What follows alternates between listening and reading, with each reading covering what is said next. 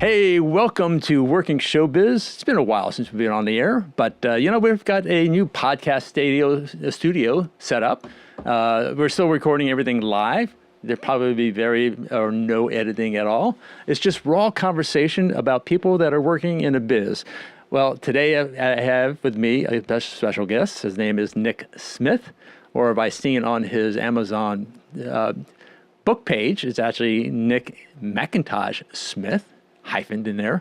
So, and he's going to go ahead and join us and tell us a little bit about his process in creating a book about remote producing for live or for film. So, go ahead and introduce yourself, Nick. Thank you, RJ. It's great to be here. We've had fun just setting up. It's been interesting. It's been a while, yeah. So, it's great to have you in here. When I saw you at the meeting the other night, I was kind of like, you know what? I wanted to introduce you to the studio, as everybody can see here on the wide shot here, and just give you a chance to help explain, because you do so many things. Mm-hmm. I've seen you do a lot of film productions for commercial work, for your own passion projects. I've also seen that you've written several books, and we're going to talk about one in particular because you contacted me almost about a year ago because you were basically reaching out to everybody who does live production or dealing with anything that has to do with remote producing. And live is sort of like that as well because you're on location and there's lots of different elements to it. So just give me an idea of how you ended up getting tasked to write this book, and then what was your thought process on how to approach writing it? I will, yeah, thank you. I mean, an educator asked me about a week ago, how do you market yourself? And I'm like, I just let people know when a book or a movie is coming out. I don't market myself as a specific, audio editor or movie director. I just often overlap projects, which we do, in this biz. And I'm excited to share when something comes out, like this book. So I'm plain old Nick Smith from Bristol, England. And I've always loved movies. So if I can have anything to do with movies, whether it's, working in front of the camera, behind the camera, or writing about movies, then I'll take that opportunity. I've done a lot of producing, and I wanted to share the knowledge that I'd picked up, but also the knowledge I'd, kind of heard from other people with especially new filmmakers, student filmmakers. This is my third nonfiction book. So I'd written a previous book for Routledge, Taylor and Francis about marketing for micro-budget films especially. And they loved it so much, they're like, Nick, what else have you got for us? So, what gap is there in the market? There's lots of books about acting and cinematography, but not so many good ones about producing. And the hook to hang it on was remote producing, which became more prevalent in the 2020s. So before the pandemic, I might do pre-production, outside of the city where a film is going to be made, or, outside of a production office. I might put the budget together. I might, do the planning stage or even seek funding. But during COVID, everything had to be remote for a while. That's true, because and nobody was prepared for it for the most part, except for the people that do live streaming as a job anyway. So they had all the gear already. They had the gear, they had the know-how.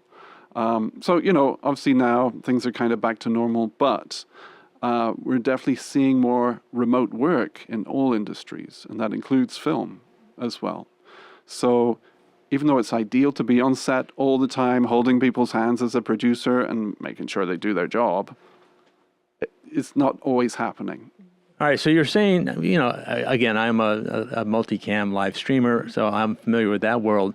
But you're saying now that since COVID and the need for doing remote stuff, that it's being done more for film. So I don't get what's the remote part. Is it like being controlled from another location while you have a crew on location? How does that work? It's kind of two-pronged. One is where you're just on the phone, you're on, making Zoom calls. You're tracking the production of a film from afar. So, for example, I might have a film being made in Miami, but I'm up in Buffalo where I teach. And I'm talking to the director every day, the other producers, the production manager especially, making sure that everything is, that we're on schedule. The other side of it is if a sport game is being recorded or if a live event is being recorded, and you cannot be manning all the cameras at the same time. Okay. Of course, you could have a crew. But we're seeing more and more events where there's less crew, yeah? The corporations want to save money. So how do we effectively record an event with PTZ cameras, with live switching? How do we do it? And even have most of your production crew not even on location at all. You're just getting live feeds from the actual location itself. Right. So that's the kind of second part of the book. And it's another way of looking at remote producing. And the idea is just to give people the tools to tell whatever story they want. It also gives you more opportunities. So say you do want to cover multiple angles and there's only one or two of you. Maybe you get bored with your static shot and you want to run down to a stage or down to the field and grab some extra shots. If you have your camera set up, as you know, on wide, you can nip down and grab other things as well. So it does give you more options. The other huge thing for me is accessibility. So people who can't get on a set, we have locations that are, rugged, hard to reach. Maybe there's not much room for a lot of people. So remote producing can make filmmaking more accessible to people who aren't as mobile. Okay, well, that kind of puts it in a nutshell. And you're so experienced on every aspect of that, right? So all you had to do was tap into your own brain to find out how to start this book. And we know the answer to that is, you have to go to the folks that are doing it as a living. And I know you reached out to me.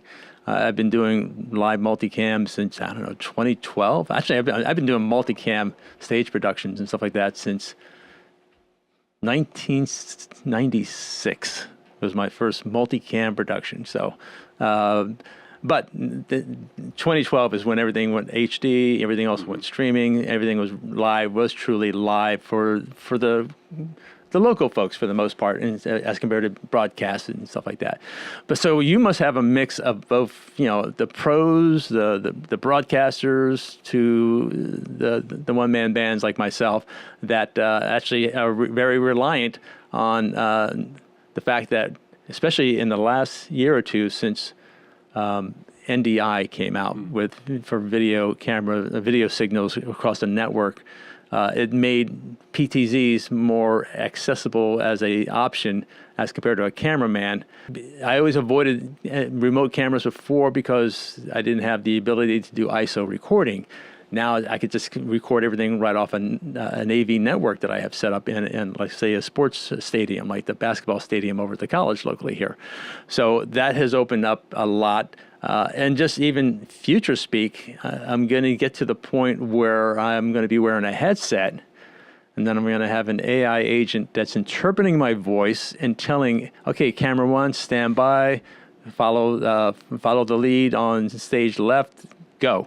And I'm going to be actually talking to my remote cameras, which never want to take a break, never want to, always show up on time. They may get a little technically finicky at sometimes, but that's the goal. That's where I'm kind of heading. But in relationships to your book, that's a little bit far future thinking. You're basically just saying, hey, here are the hard knocks. Here's what the things that people don't think about. And you kind of give them at least a perspective of all the possibilities they need to be considering and planning for, or even how to go ahead and produce something they may have of their own. So you had to reach out to several people. What was your thinking behind those people that you contacted? And then let's do that first question, because the follow-up question actually is going to be more like, and then what was it that they brought to the table that kind of surprised you as well? So but let's start first with that first question. How did you go about accessing, I guess, your past people that you've dealt with that are producing remotely? to get information from them. How did you come up with the structure of the book? You basically were just fact finding, and they kind of created a structure. Give us your mindset on how you were going to approach this type of project, which I'm assuming is similar to how you approach other book projects that you've done in the past. Yeah, I'm really glad you raised those things, because I didn't want it to be the same as previous books, which meant I was challenging myself more and creating more work for myself, which is crazy. But the structure of the book really follows the production of a movie, like the bulk of the book, from development, pre-production, through production to distribution. So that's my kind of spine of the book. And then I did think, who do I know who is passionate about what they do, their specialties? And is there something that they would like to share with readers? So, I would reach out to some familiar names in this area. Steve Baker, he talks about audio.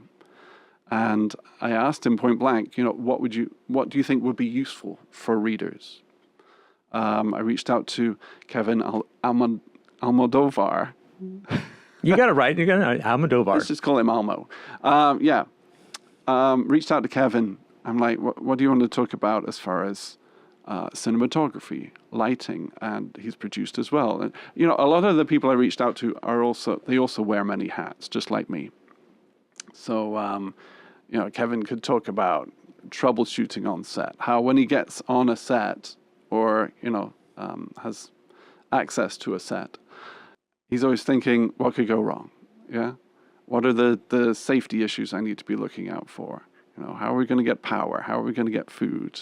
Yeah, how is the cameraman going to get flippers for the underwater shot? He's thinking about all these things, and he was willing to share that with readers as well. So yeah, some familiar faces, and then I reached out further afield. I'm the editorial VP of the University Film and Video Association, which is an international organization for film instructors, filmmakers. Give me that name one more time. So it's the UFVA, the University Film and Video Association. So I reached out to those guys, and a couple of those got back to me, and they helped as well. So it was a real mixture of boots on the ground people and educators and specific remote producers who would work in LA, for example, but produce things in St. Louis, Missouri, or in Florida, or elsewhere. Okay, so you reached out to them. They're like, how was the approach? Like, hey, I'm doing a book on this. What can you share with me? Did you do it basically through emails, through Zoom calls? What was your process on that? I do Zoom calls. So I set up an interview kind of space with them, and I sit with them on Zoom and we chat. Really, I do it so I can record it, because, I write things down for a reason, because I can't remember everything. But we just have a chat. We have a conversation about their field. And then I have specific questions that I need for the book. They also provide images sometimes to illustrate what they're talking about. So underwater cinematography has its own foibles, things you need to know. So I have images to go with that. Right, and each one of those also has unique ways of handling it, or things that are challenges that need to be addressed to do those things, but required for whatever the task is for that job, for that gig. So you went through Zoom calls for the most part. Mm-hmm. You were recording them, and then you took your notes afterwards, I'm assuming. Yeah, I did like I said, I wanted it to be different from the previous book about marketing, which was interview heavy. I talked to a lot of people about marketing, from podcasting through the distribution, you name it, international sales. This one, I tried to trim down the interviews somewhat. And so there's less people to track, less people to get to know, but there are also some strong personalities, and they see some fun things. So when you're saying trim down, you kind of limited the number of subject matter experts that you were using. Yeah. Is that correct? That's right. Okay. Yeah. So it was more challenging, but also we have a smaller cast of characters, if you like. A huge thing that I got from all of them, and it's going to sound obvious, was how important communication is. One example I use is that there's a producer who was using a cemetery, and he arranged with the cemetery that he would pay them some money to film there. Unbeknownst to him, his production manager also gave the cemetery guy some money. So they're like double dipping, and the cemetery, like the grave digger's like, hey, I got double the money here. But if they communicated with each other, they would have saved that.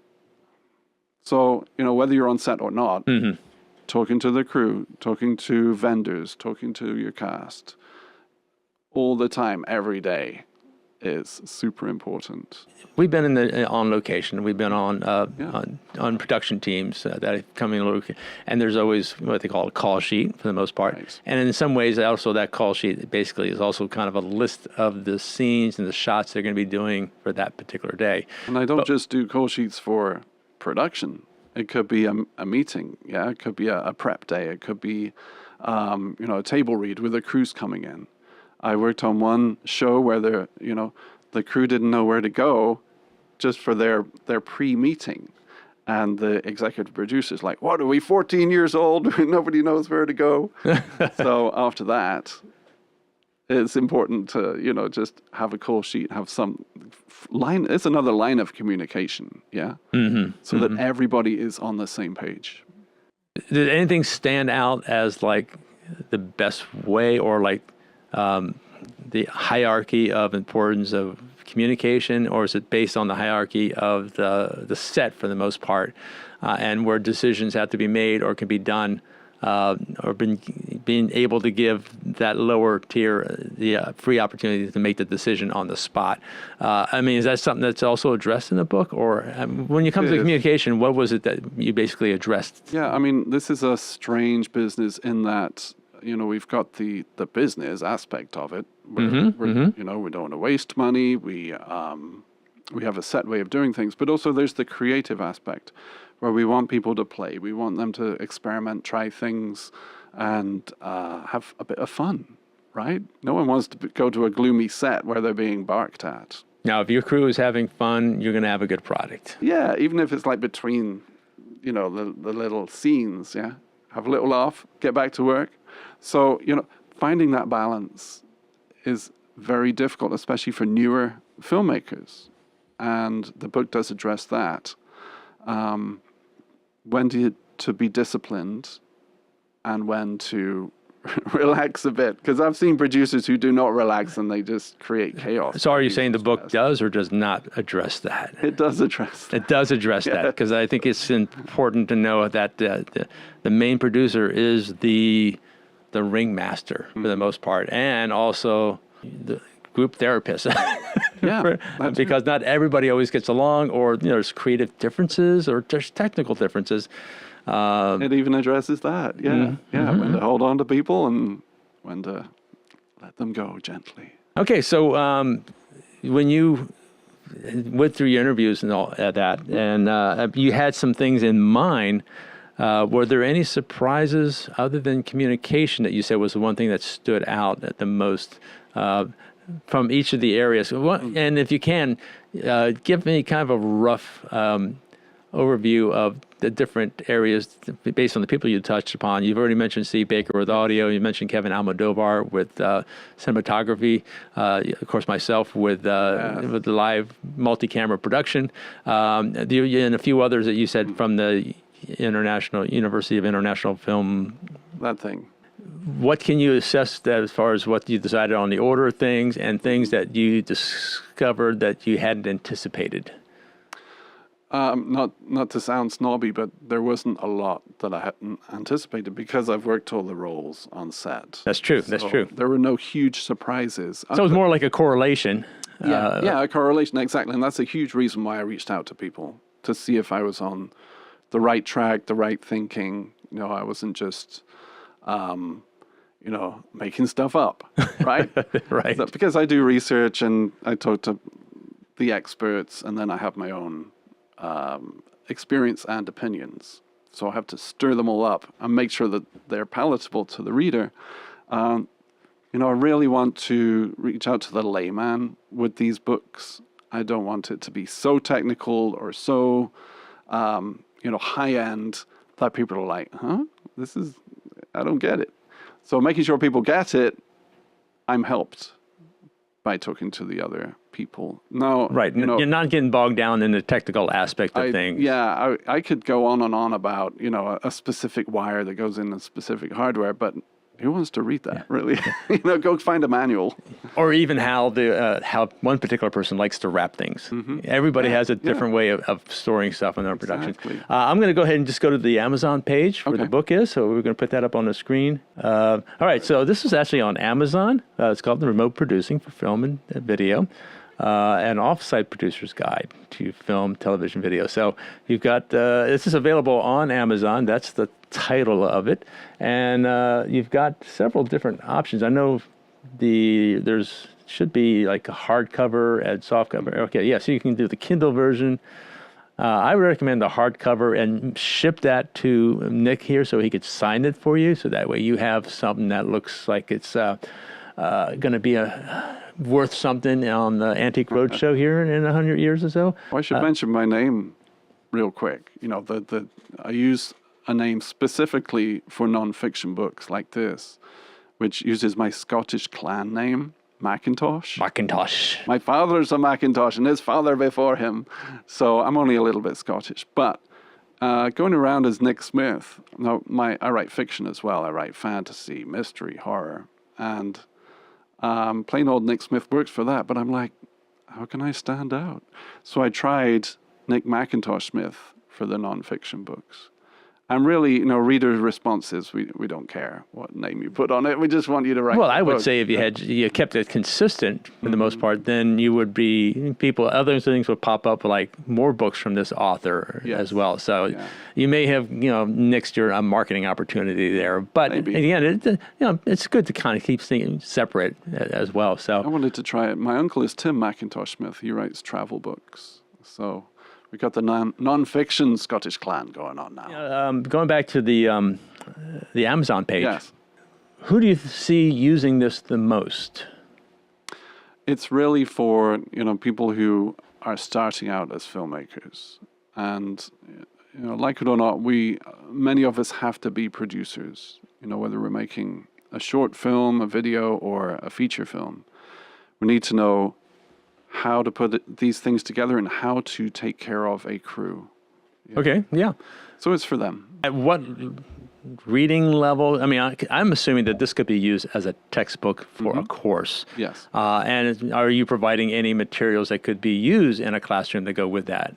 There are exercises at the end of some of the chapters, just, things to try, because I'm a very practical teacher, and I think you learn a lot more by doing than by just reading. Oh, absolutely. So it encourages people to try different aspects of production. And they're like prompts. So I'm prompting people to, have a go at this, have a go at that, have a go at drawing up a budget. So would you say there was actually more of at a college level, or could this also be used in high school media classes to get kids introduced to how to go ahead and do their own little high school TV or sports coverage and or little news gathering and stuff like that? What level will this be accessible for, and K-12 up to college to? Yeah, I'd say definitely high school up, because they have such access to such great technology. I mean, look at Niceville. All the toys that they have, they got drones and who knows what there.